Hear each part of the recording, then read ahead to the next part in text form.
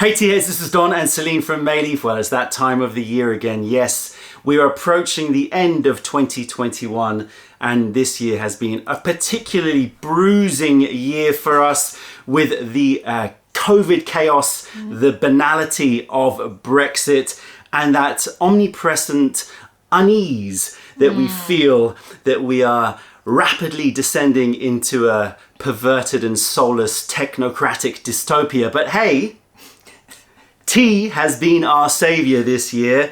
Tea has brought perspective, positivity, peace, and a reminder of the connection that we have as humanity and the connection that we have with nature.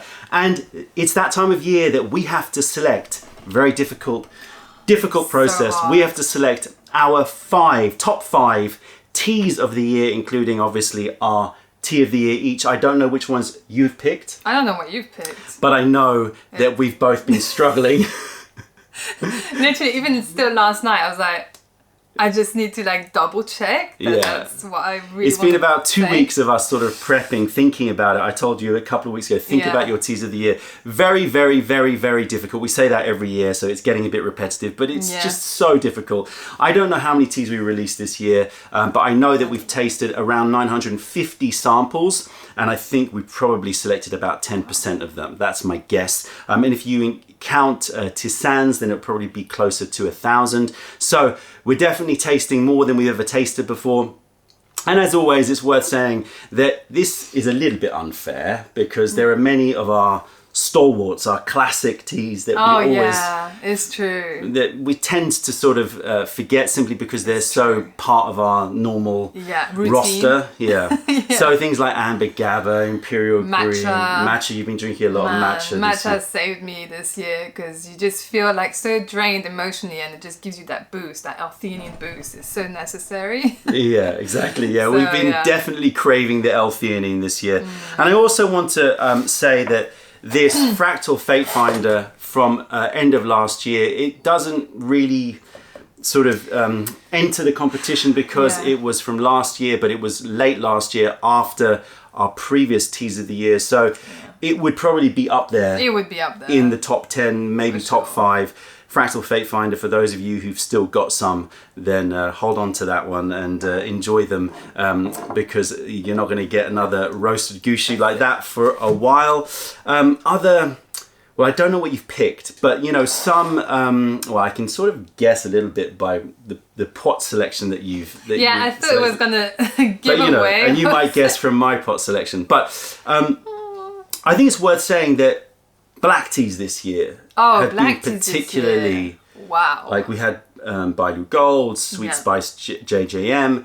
We've had the Candy Tree Black. Candy Tree Black, wow. Ancient Haze, Forest Jam. Forest Jam, like, blew my mind. You know, so loads. many. The Keeman, you know, we found a Keeman this year that we really, really love. Yeah. So I just note that black teas this year have had a real showing. Yeah. And definitely I'm very proud of those.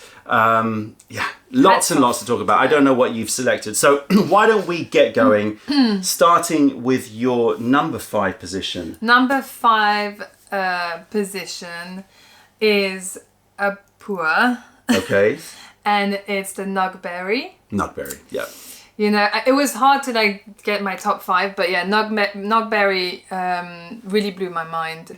I've got it here.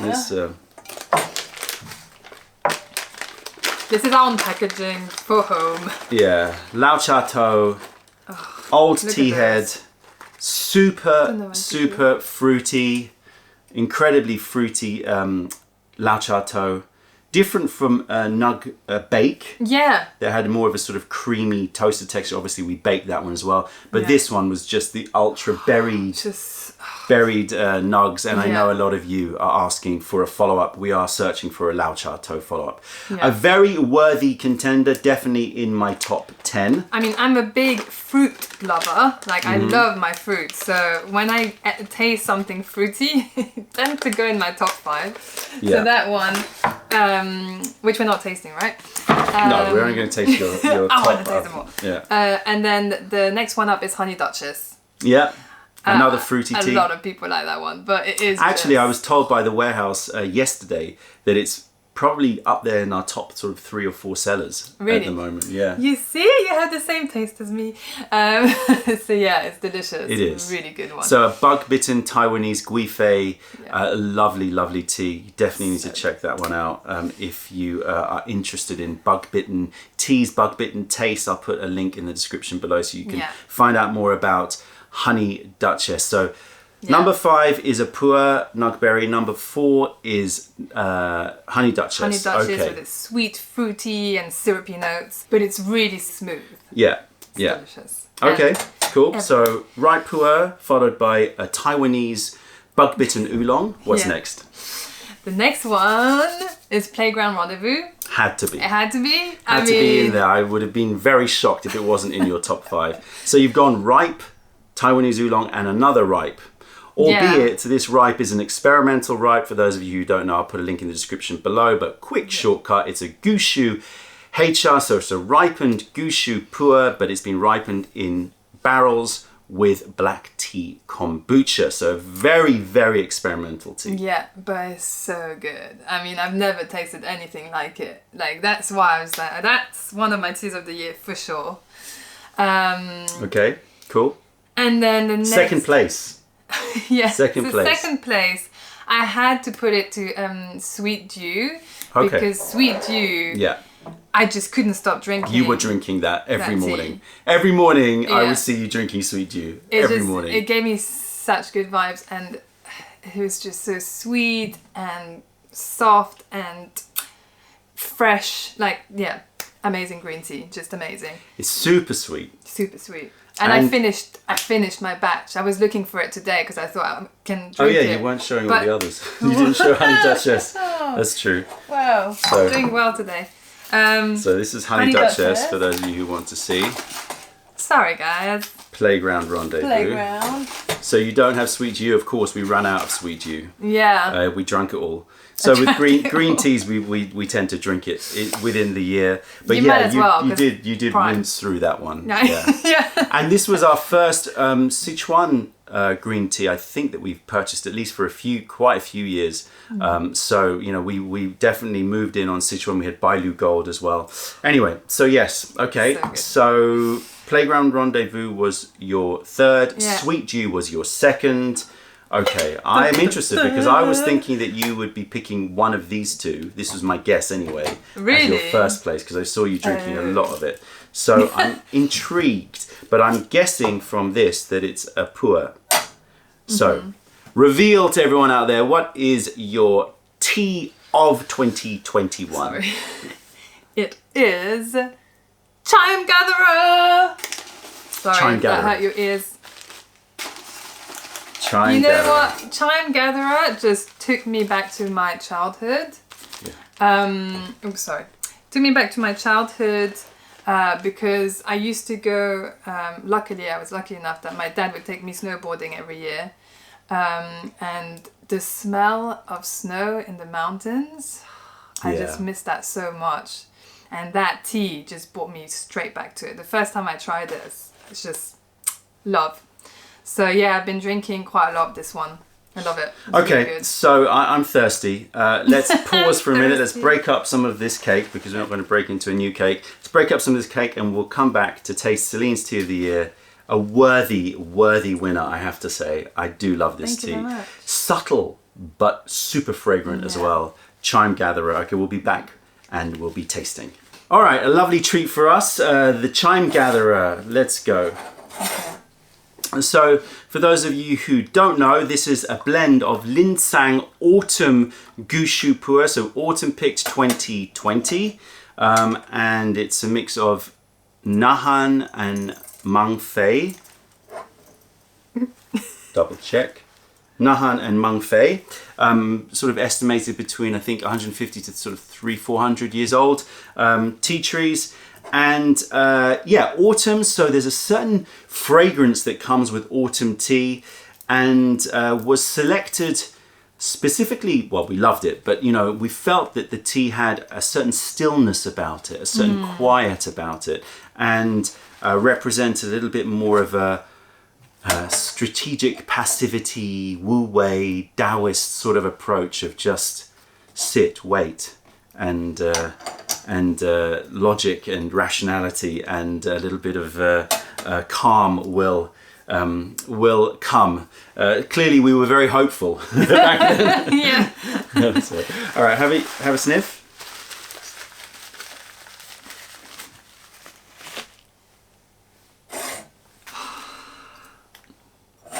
When was the last time? I think I had it quite recently, actually. I had it really recently. Yeah, it has definitely sweetened up. I'm getting still those caramels and honeys and persimmons and a little bit frangipane and a little bit of a snowy feel to it. Like being on a high mountain top, lots of snow. Oh. Yeah, it's great this tea though. Oh, please. Can I be on a mountaintop, up in the clouds? Yeah. Oh, it is a great, great tea. As I said before, abundance of fragrance, and yet very, very subtle and gentle as well. Yeah, so you get the frangipane notes coming through. You get those fruits, those Sharon fruits. Yeah, persimmon. Oh, yeah, persimmon. Sharon fruit. Oh. Okay, let's brew it up. Yeah, it just brings you back to a moment, like you said, of stillness, but of also remembering your connections with your family and friends and people around you. I don't know. It's just very, very centered tea. Centering tea, not centered tea. Yeah, centering, sort of, that feeling of pause, that feeling of ring the chime and you will have another gathering. People will come to the persimmon tree. Sorry, I'm scared about the water hitting that cake. But yeah, it's great. And I actually love that artwork. Yeah, it's one of my cakes. I'm really happy with it. Yeah, the contrast of the black and the persimmon, and the size of that little. It was a loris, right? Yeah. That little loris is really perfect as well. Here you go. Okay. Tasting time. We're not going to do full tastings of these teas. You can check out the videos of the full tastings, but just a reminder, Celine's Tea of the Year. Cheers, everybody. The Chime Gatherer.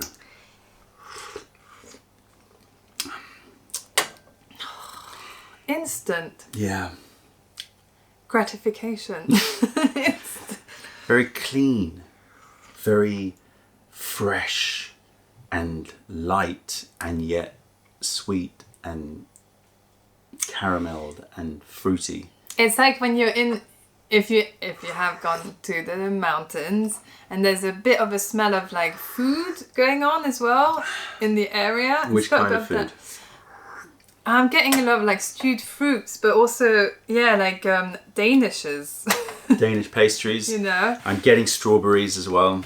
Oh. Strawberries and snow. It reminds me of those bingsu. Oh, yes. Yeah, I don't know if we said that in the original, but the Korean bingsu shaved, very powdered shaved ice with strawberries stuck That's so good. And then drizzled with like condensed milk and evaporated milk. Oh. Is it Korean or is it Thai? Korean. Okay, but in Thailand they do some great ones. Well, they have a lot of good Korean restaurants in Thailand. Delicious. One more brew. Yeah. Make sure it's hot, the water. Beautiful, beautiful tea.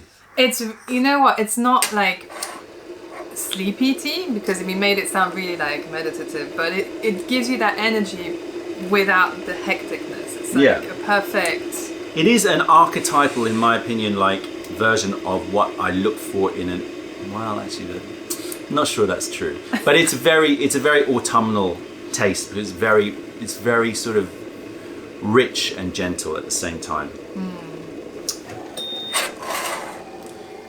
For me, it's wintry. But in the fresh sense of winter, not like I want cozy caramel and like hot chocolate. More like fresh air. Yeah, it has that mineral snow, freshly fallen snow. Yeah, you know, exactly. that feeling when you go up to do some skiing or snowboarding up in the mountains, and that first morning when you walk out, you've traveled through the night, you've got there, you've slept in the shade, and that first morning when you walk out and you get hit with that snowy freshness, and you're like, whoa, we're in the mountains. Oh, you put the filter. Did you do it the first time round? Yeah, I did. I just never put filters with pours, even though it makes the liquor super clear. That Junda is doing its job as well. Yeah, I haven't actually drank it with a Junda, so I was quite looking forward to doing it that way. Yeah. It's very, very thick. Yeah, cheers. Delicious tea. Okay, so let's move on to my teas of the year. We'll keep sipping that while we go through my teas of the year. Second infusion. Hits the spot. A little bit hotter as well. Pours. Yeah. That's strawberries, frangipans, snow. Yeah. You can keep talking tasting notes. All right, my top 5 teas of the year. And I need to look in here just to remind myself. The way you look, like, don't look, Celine. Okay, so here we go. Okay. Number 5. I actually can't guess what he's chosen. Oh. I don't know how you didn't put this in your top 5, but anyway. I totally just... You blanked it? Yeah. You forgot the Jade Star. Jade Star 5. So annoying. You know, every Jade Star is different. This one just like hits a sweet spot for me in a really, really good way. And I've gone through many cakes of Jade Star 5. Do you need an introduction to Jade Star 5? If you do, then very quickly, this is our blend of Baimudan and Shomei aged white tea. We release one whenever we can find a blend that works. This is the 5th in the series and causes all manner of havoc and chaos in our warehouse when it's released. Yes. Because it is by far the fastest selling teas that we stock. And yeah, you guys clearly love it. We love it. I love it. It's in my top 5. Jade Star 5. You make me want to drink it now. I know. Well, we can have a session later. So Jade Star 5. So lucky. You ready? Just so lucky. Yeah. Number 4. Okay. You may have forgotten this one. Right? Resin Temptress. Resin Temptress. I absolutely adore this tea. The most fragrant, rich, heady, you know, orchids and incense and oils mangoes. And mangoes. Yeah, Alfonso mangoes. It is just a heady brew, and I absolutely adore it. Resin Temptress. Yeah. Beginning of the year we released it, sold out. So you can't get hold of it now, but it's still in my favorites of the year. So this is my number 4. Totally forgot about that one. Number 3, I actually, just like you, I couldn't show it to you because we've consumed it all. Which one? And that is, interestingly, you picked Sweet Dew. Yeah. I picked Bamboo Sabre. Oh, that's true. Bamboo Sabre, I just drank that. Like, it came and it went. I just drank that. I loved Bamboo Sabre. After all of these years of trying to find a Juyeqing, trying to find one of those bamboo greens from Sichuan that had enough decadence and luxury, because a lot of those Juyeqings are very green and a bit raw. A bit too raw and a bit like astringent. That's what I find anyway. But that one didn't. Yeah, true. That one was just sweet and fresh and just everything I wanted. I imagined a good Juyeqing to taste like, and I had never really hit that pinnacle point. It was a very, very expensive tea. And I understand why it was eye-wateringly expensive.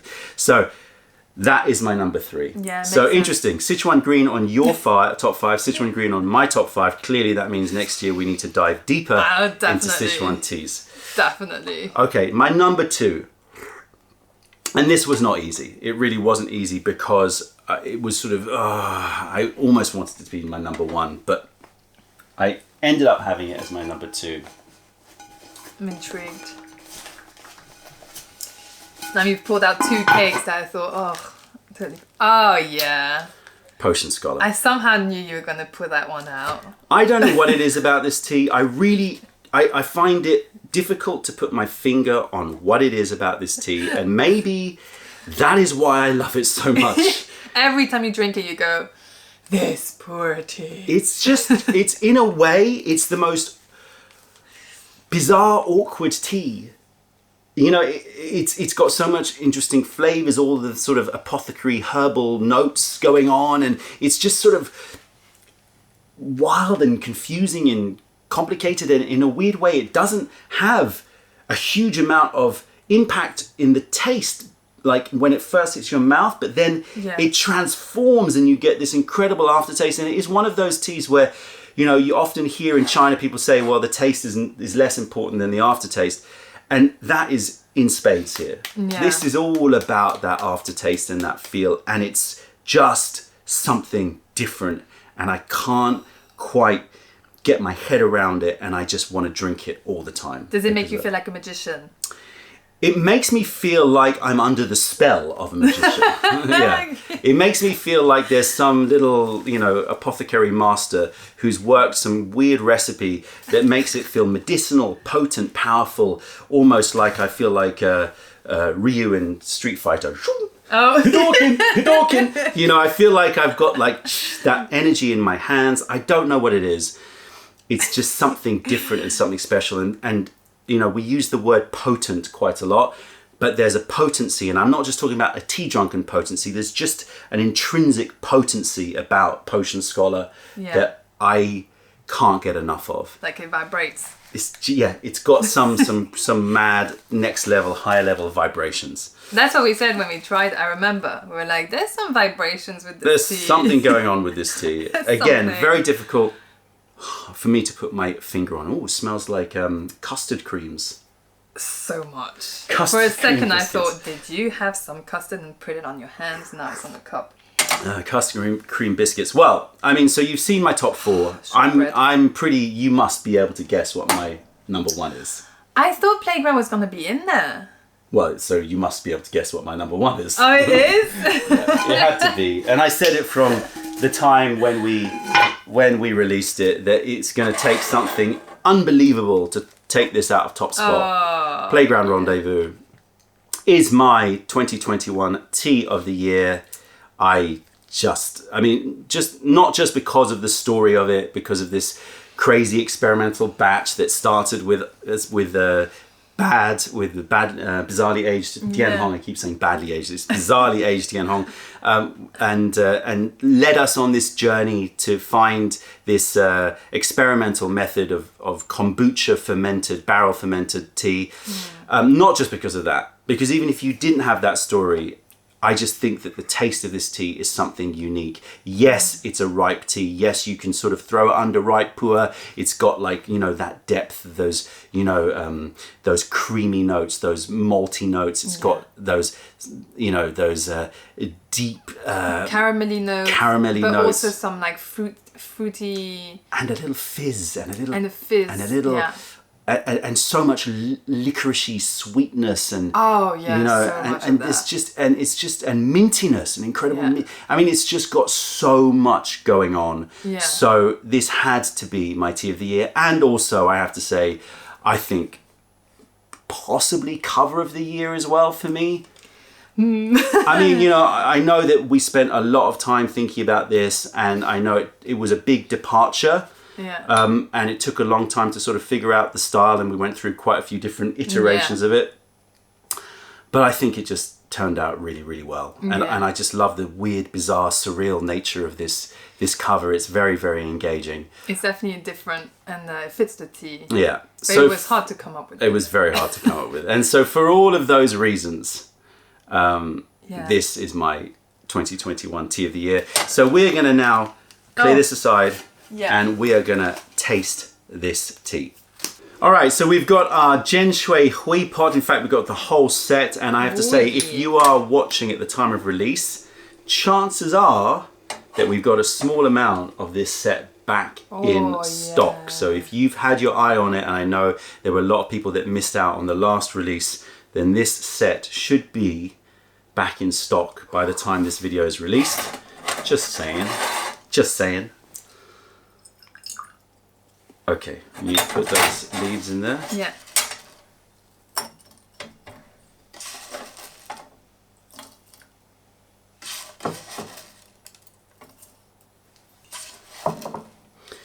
I don't know how many cakes I've drunk of Playground Rendezvous since release, but I think it must be 2.5 or something. Yeah, I think at least.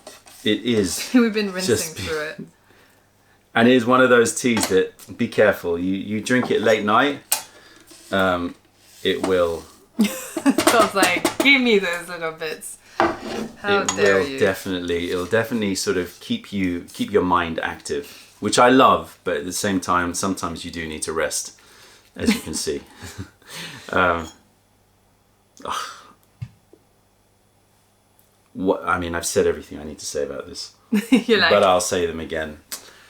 Herbal liqueurs, custards, a little bit of antique woods, a load of sort of, I don't know, rum-soaked plums, preserved prunes, plums, raisins. Big time licorice, there's black licorice, the smell of it. Yeah. Wow. A real Christmassy smell as well in this season. Really is. You know, you can sort of, it's got a very cozy, warm, creamy, but then creamy, sweet, and herbal, all at the same time. Yummy. And yet, when you drink it, it has an extra level of brightness and mintiness and freshness. I think there's a leaf stuck. Oh, look at your elephant. Yeah, that is a beautiful. Did I forget to give you some? No, I gave some. Okay, have a sniff. I know you smelt it many times. I don't get bored of smelling this tea. Every time I have it, I have to do the dry leaf, wet leaf. Yeah. It is a real experience, this one, for sure. I mean, it's like those caramel yogurts. The one I always talk about. It's like custard caramel yogurts. Creme caramel. Creme caramel. Yeah, it is. It's got that as well. Yeah. It's just, I just want to dive into it. Just want to keep smelling. It feels like the best smell of like a confection shop. Yeah. Like you walk in of like some sort of natural confection, like where Willy Wonka's. Yeah, exactly. Some crazy factory where it's got like you know, creams and custards and baked goods and licorice and you know and preserved fruits. It's like bread with raisins and walnuts in it and prunes in it. There are so many tasting notes. Actually, what's great about this tea is that everyone will have there's so much going on that is almost, inevitable that everyone is going to have different tasting notes. I've seen some people talk about an alkaline sort of note to it, which I kind of get. Good. And people talk about a minty note, which I get as well. Definitely. You know. Yeah. Which is surprising when you look at the leaves and you smell the leaves. You don't think it's going to have a minty note to it. But when you drink it, it is like that. And the everlasting finish on it, I have to say, this chime gatherer is very beautifully sweet in my mouth. But it's going to get a double drop with this. Double drop. Can't see the colour of the liquor because I'm brewing in my full Gin Shui wares. But it is a lighter ferment as well than your sort of... It's like a red wine average colour. Yeah. Well, no. Isn't it? No.